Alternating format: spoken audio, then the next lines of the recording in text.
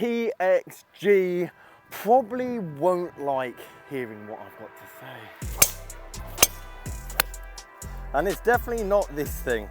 I am in the process of building my bag. And a lot of you are probably thinking, Simon, why do you not already have a bag that's built for you, that you're happy with? Which, to be perfectly honest, is a very good question. And it's a combination of two factors. Number one, I've basically been focusing on long drive and still am, but that's slow progress. But at the same time, I haven't really been out playing golf. Don't get me wrong, go and pick up old set of clubs, take them to the golf course, hit them, and I can get it round, don't get me wrong. Therefore, the focus on actually having a bag, set of wedges, irons, I know the yardages inside and out, and I'm confident with, hasn't really been top priority. Number two is I'm getting invited to go and play golf with other people, events which I'm very excited to film and share with you. For example, I played with Andy Carter down at Bristol Golf Club. Played okay with the old golf clubs that I had in my bag on my channel, but when it came to his channel and we were trying to get the best score, I was out of depth. I had no idea what yardages any of my clubs were going. Or I have a stock shot with my driver, like you saw there off the first, a nice little cut fade down the middle, which has then led me to start coming out and playing.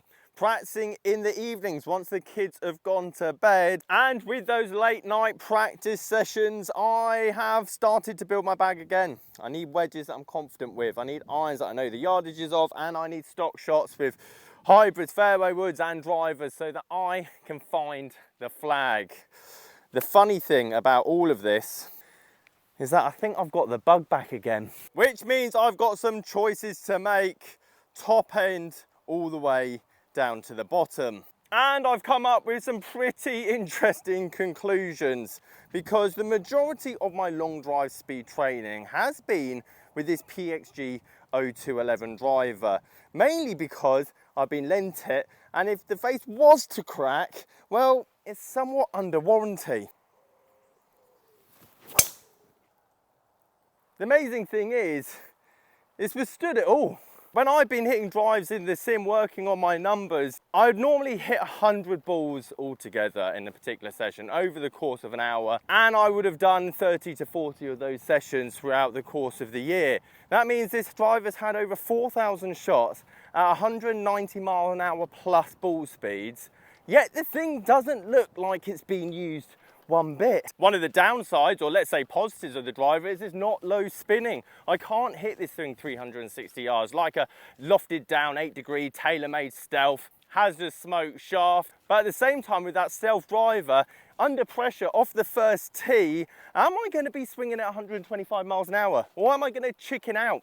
Do I need something that's going to operate at a slower club head speed, that has a bit more spin when I hit it out the toe and the heel? Essentially, I need something 280 plus that goes forward, not something that goes 370 yards once in a blue moon. Which neatly brings me on to why PXG potentially won't like this video, as I am 100% putting the PXG 0211 driver in the top end of my bag for the rest of the season or the foreseeable future.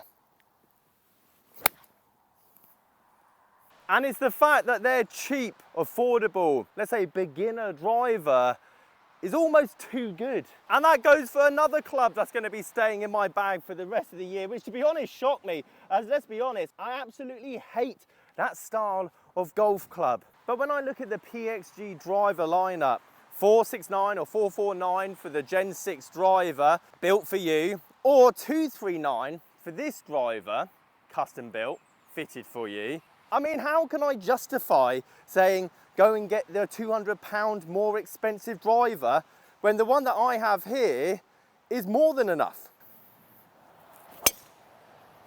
Oh, baby, that is smoked. And I'm not talking just PXG, I'm talking just as good as everything else out there on the market in terms of its category. Don't get me wrong, you will find lower spinning heads. You'll find draw bias heads, potentially better shaft options with different manufacturers. Maybe you like the way it sits on the ground. But we have to understand something when it comes to drivers. The face is as fast across the board from all of them, the top line manufacturers. They're never going to produce a driver face slower than its competitors. Number two, confidence is everything. There's a reason tour pros have old clubs in the bag. they would have hit hundreds and thousands of shots with that specific club, with that specific shot in mind, just like I have. I don't think this driver would be in my bag if I hadn't hit upwards of 4,000 drives with it in my studio, working on my numbers, perfecting the numbers, knowing exactly where my head is at the top of the swing. Impact, where's the bad shot, where's the good shot?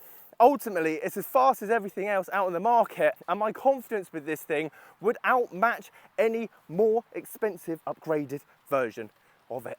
It's the most amount of fades that ever featured on the channel. I've only hit 2 of them. Before I get into my next weapon, the good news is, because they retail at $239, the second-hand prices of them even cheaper, $150, $140, with shafts that are worth £80 alone. I mean, the value is just ridiculous.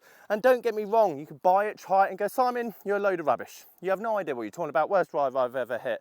But £150, £140 second-hand, you can't go wrong. I'm not gonna lose sleep, because you're not gonna lose any money if you don't like it. You know I'm serious about working on my game when I start working on my chipping as well. I mean, that's almost unheard of, that is.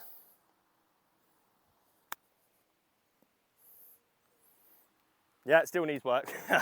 Which brings me on to my next favourite club. And it's definitely not this thing. I can't hit fairway woods to save my life. And that won't be staying in the bag. I think a 5-wood is definitely needed. That is definitely me, not the club.